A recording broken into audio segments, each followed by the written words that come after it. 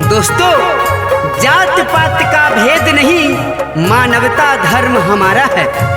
जात पात का भेद नहीं, मानवता धर्म हमारा है। झूठा वादा कभी न करना, न्याय हमारा वादा। नूतन दीदी मत घबराना, बबलू भैया जिंदाबाद, बबलू भैया मत घबराना।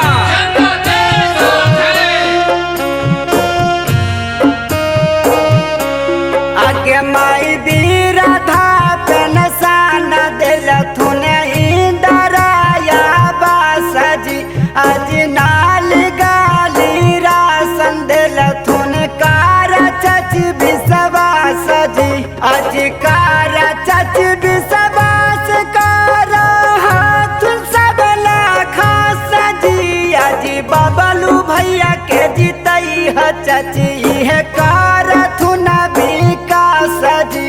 आज जानता कैसे बकर खातिर हाथुन हरदम तैयार जी। आज दोस्तों कि जितना ही नहीं है लक्ष्य हमारा, विकास कार्य को चरम तक पहुंचाना है। जितना ही नहीं है लक्ष्य हमारा, विकास कार्य को चरम तक पहुंचाना है। शिक्षित संपन्न हो गांव का हर घर, शिक्षित संपन्न हो गांव का हर घर, यह लक्ष्य हमें पूरा करके दिखाना है। आगे माई पूरा संडापन चची के जनता जोड़ा हाथिन हथवाजी। आज दे द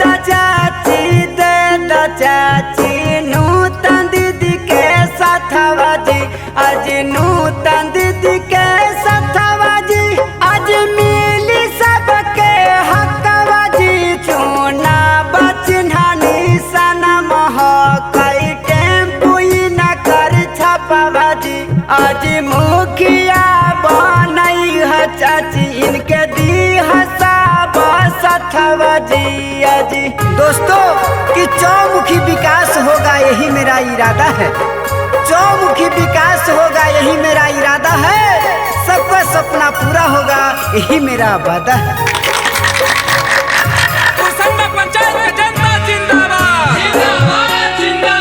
कुसंडा पंचायत का मुखिया कैसा हो, कुसंडा पंचायत का मुखिया कैसा हो, स्वर्गीय पुकारी यादव अमर रहे।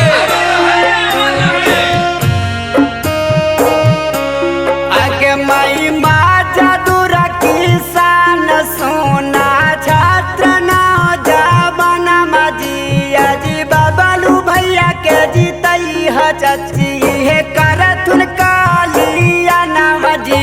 आज करथुन कालिया नाम चाची, टेम्पू छप पट्टी पिहा बटन माजी। आज राखी हा ढाया नाम चाची, माना मोरा कहा नाम जी।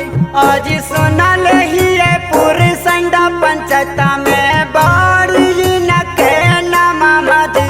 आज बाड़ी न के नाम जी, आज सुंदर न के कमाम जी। आज फिर से बनई है चाची नूतन दीदी के मुखिया जी।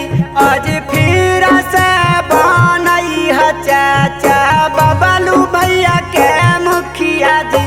आज सुनल ही पूरे संडा पंचायत में बड़ी न के नाम जी। Recording by Anoranjana Studio.